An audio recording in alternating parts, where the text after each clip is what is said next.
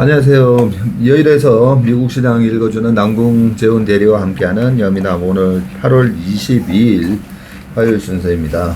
어제 미국 시장은 나스닥이 엔비디아의 그 급등으로 인해서 기분 좋게 상승을 한 것 같습니다. 네, 어제 주요 지수 약간 혼조세로 마감했습니다.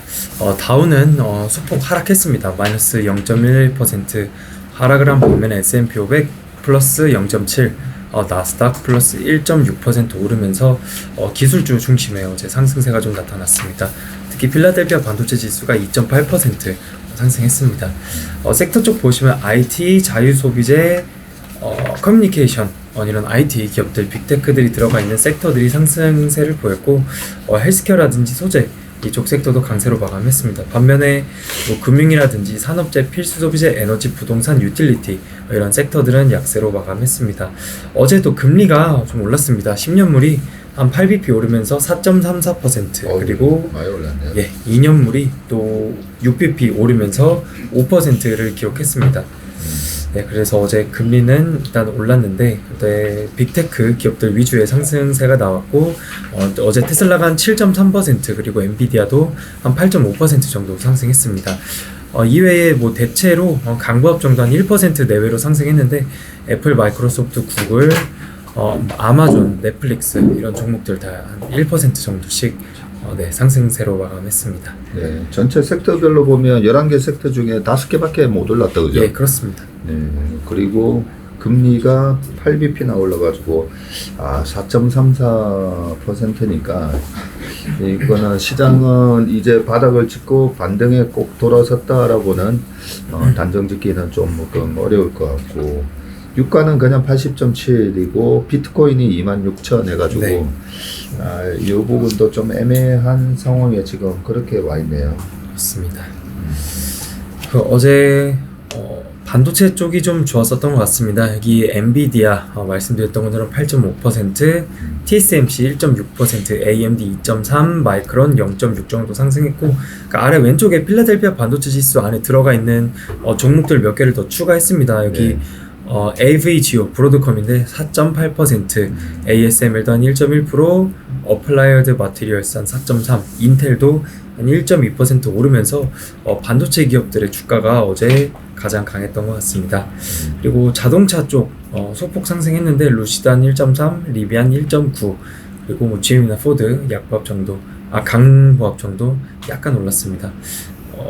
그리고 별다른 특이사항은 없어서 표를 참고해 주시면 될 것 같습니다. 예, 이제는 아디다스 저기 GR도 올려놨네요. 예, 그렇습니다. 몇 개 좀 더 추가했습니다. 네. 예. 그래서 어제는 또 헬스케어 쪽도 괜찮았었는데, 유나이티드 헬스나 존슨앤존슨 좀 빠졌지만 일라이리랑 화이자, 그리고 노브노디스크 이런 종목들 좀 강세를 보였었던 것 같습니다. 그리고 이제 중국 쪽에서 그 금리 인하 이런 거 있었는데, 중국 ADR 주식들 쪽에서는 다 대체로 강세로 마감했고요. 알리바바가 한 0.6%, 핀두오도 한 1.4%, 징중닷컴 0.3%, 니오 한 2.6% 정도 올랐습니다. 네. 강세장이 도래했는데도 왜 내 주식은 안 올라가지? 이제는 강세장이라고 했을 때 기본적 분석과 기술적 분석을 동시에 할 줄 알아야 되는데, 이게 참 말처럼 쉽지는 않습니다. 기술적 분석을 겸비를 했을 때 정말 투자의 고수가 되고, 강세장에서 돈을 벌 수가 있고, 약세장에서 내 돈을 지킬 수 있는 그런 수단으로 쓸 수가 있습니다.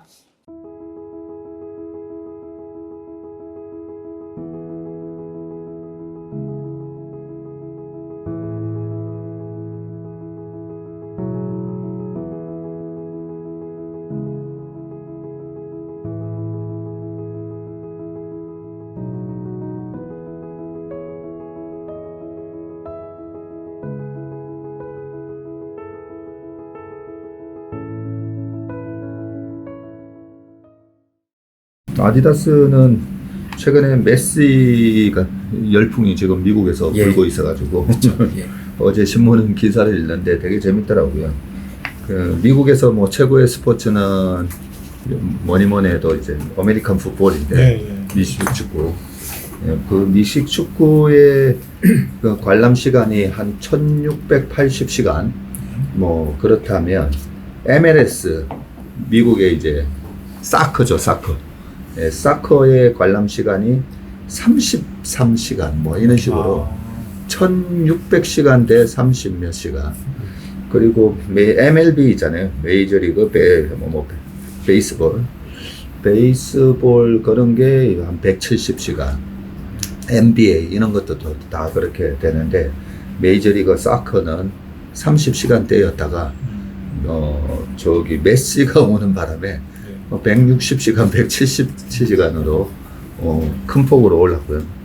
지금 미국에서 메시 열풍으로 인해서 그 캐나다, 미국, 멕시코 리그 경기가 있었는데 이번에 메시가 오면서 꼴찌하고 있다가 우승을 해버린 거죠. 7연승 하면서. 그러면 이제 아디다스에서 이제 발표를 했더라고요. 뭐 어쩌고 저쩌고 하면서 미국에서 메시 열풍이 불고 있다. 축구 열풍이 불고 있다. 그런 측면에서 아디다스 주가가 메시 열풍 있기 전에도 조금 연초 이후로 어느 정도 올라왔었는데 앞으로 잘 봐야 되겠다 이런 생각이 좀 들더라고요. 지금 연초 이후로 45% 올라 있는데 전고점 대비해서는 한 절반 정도 올라 있는 것 같은데 재고도 많이 이제 소진됐다라는 그런 기사까지만 봤었는데 앞으로 메시가 불고 온 축구 열풍이 아디다스의 매출에 얼마나 이제 기여를 할지 좀 관심이 됩니다. 입장권이 100만 원 가까이 되는데도요 3분 만에 매진됐다고 하더라고요. 그러니까요. 그 입장권도 내년도까지 입장권이 평균 가격이 3만 원에서 5만 원이었는데 네. 지금 96만 원 뭐 이렇게 티켓 값이 시즌 티켓 값이 그렇게 올라가고 엄청난 지금 효과가 일고 있습니다. 네. 예. 다시 위쪽에서 지난 주말 동안 또 닉 티미라우스 기자의 기사가 하나 있어서 참고를 했습니다.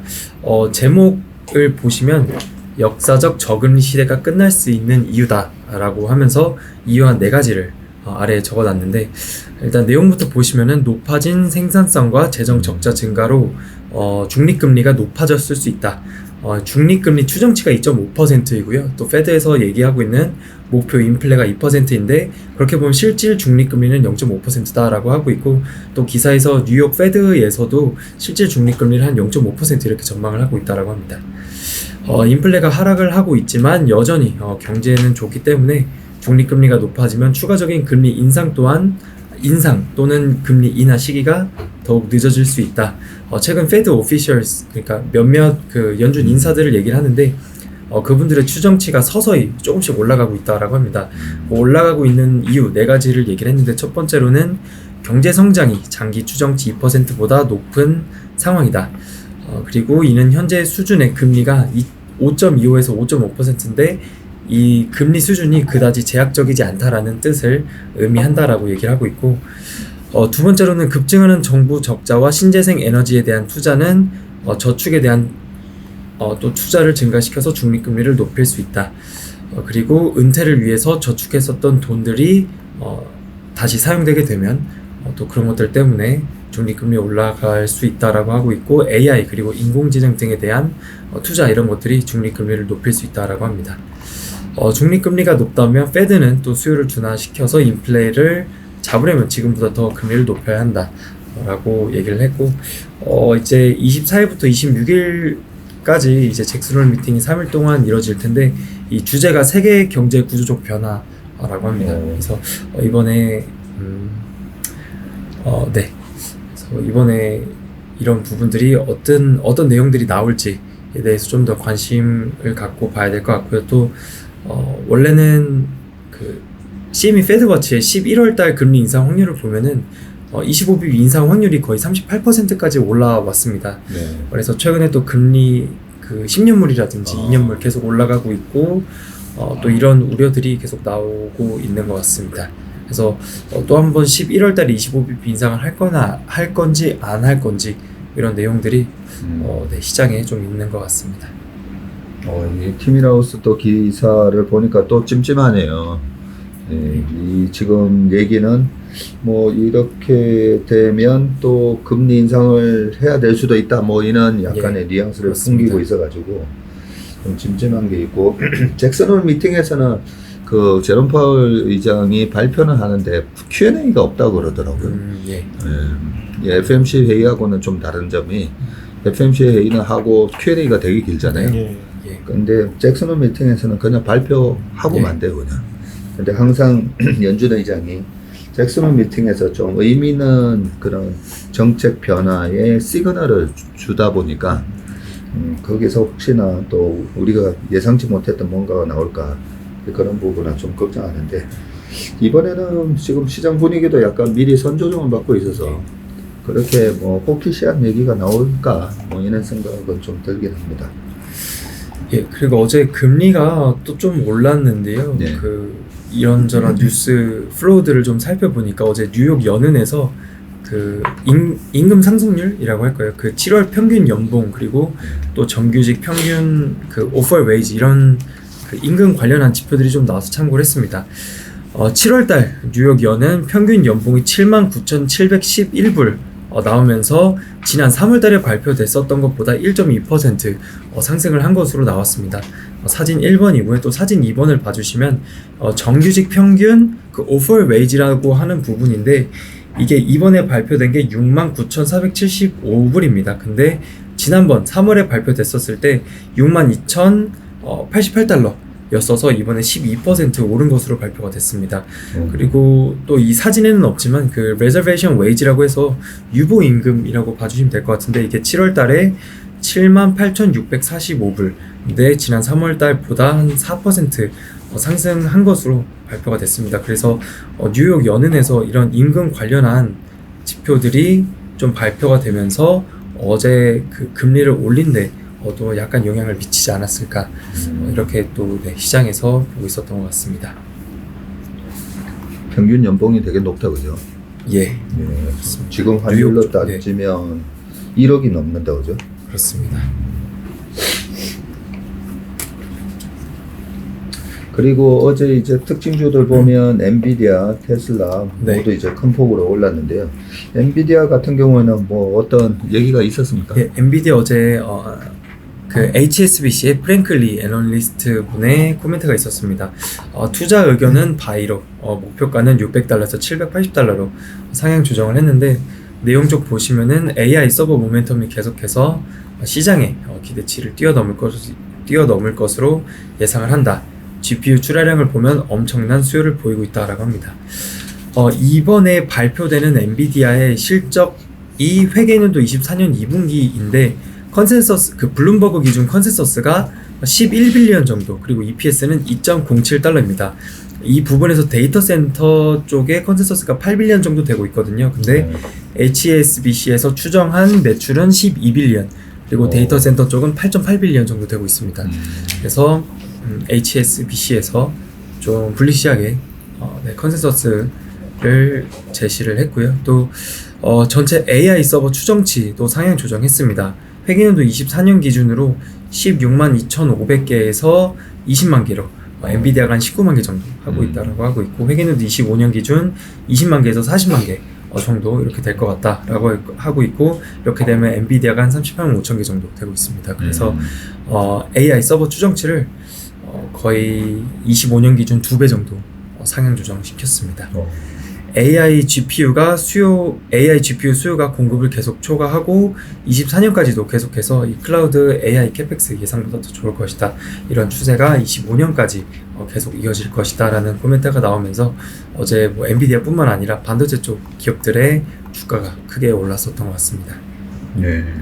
지난번에 실적 발표 때 매출 가이던스를 대폭 올리면서 얘기했던 게 11빌리언이었었던 거죠. 예, 그렇습니다. 네.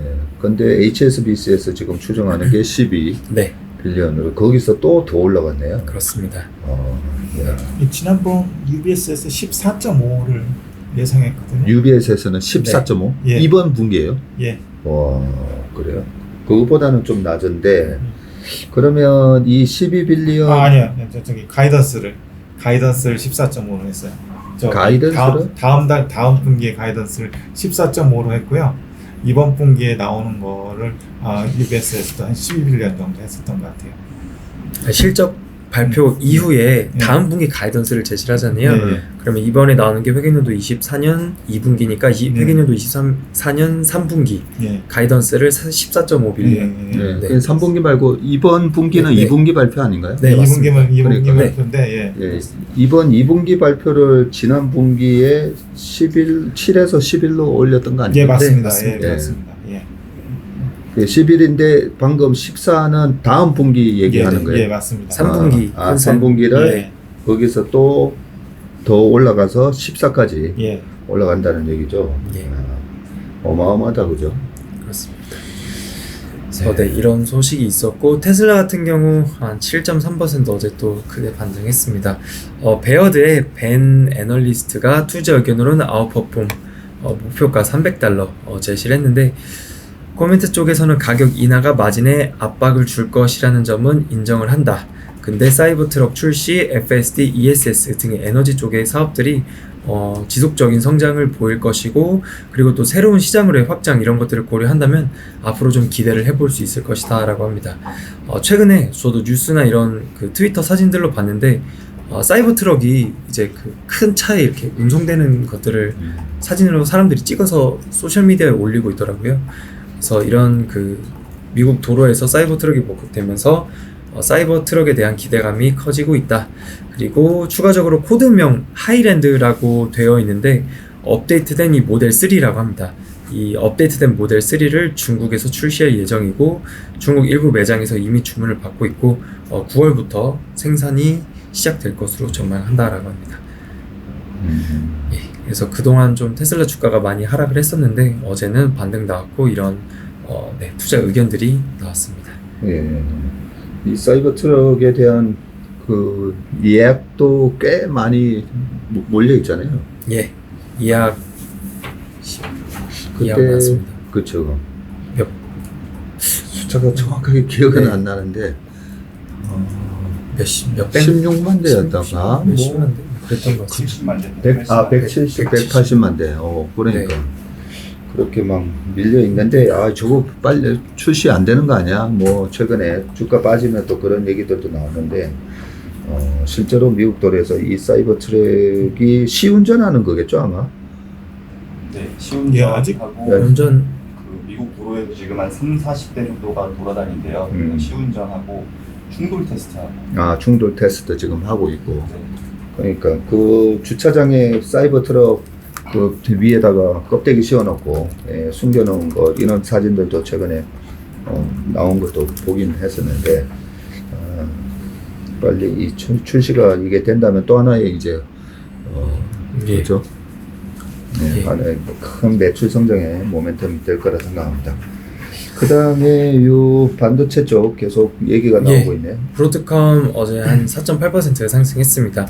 이전부터 있었던 내용입니다. 61빌리언 규모의 VM웨어 회사를 이제 인수를 한다라고 했는데 영국 쪽에서 승인 소식이 있었습니다.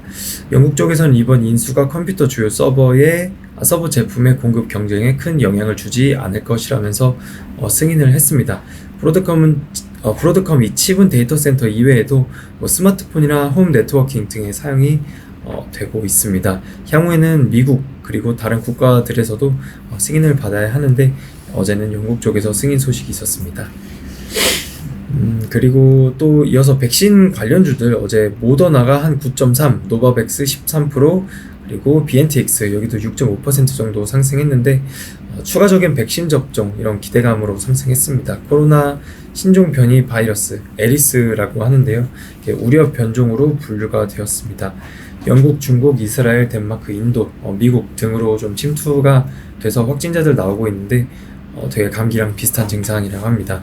춥고 열나고 기침하고 숨차고 무기력한다든지 근육통, 두통 이런 것들이 이전에 있었던 증상들이랑 비슷한 것 같습니다. 근데 이 신종 변이 바이러스 이런 것들 때문에 또 어제 주가가 백신 관련 기업들의 주가가 또 크게 상승했습니다.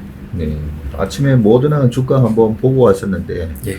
이렇게 9.3%나 올랐는데 2021년 초 고점 대비해서는 한 마이너스 한 77% 빠져 있더라고요. 예, 그렇습니다. 네. 그래서 너무 이 상승에 좀뭐 다시 주가가 상승 추세로 돌아서는 그런 상승은 아니다.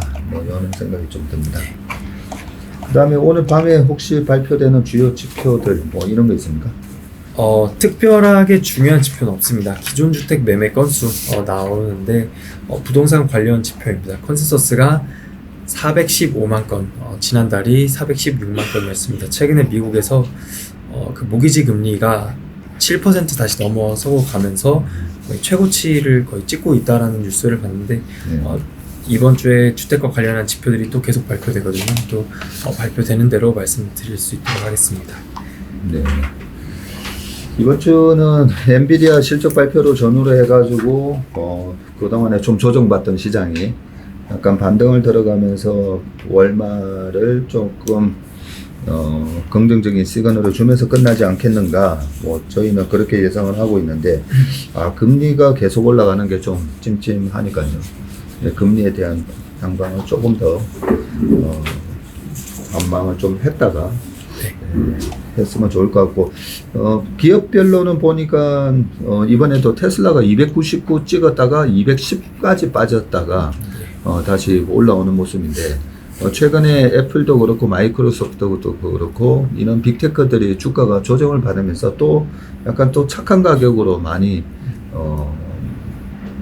주가 수준이 내려왔다는 거.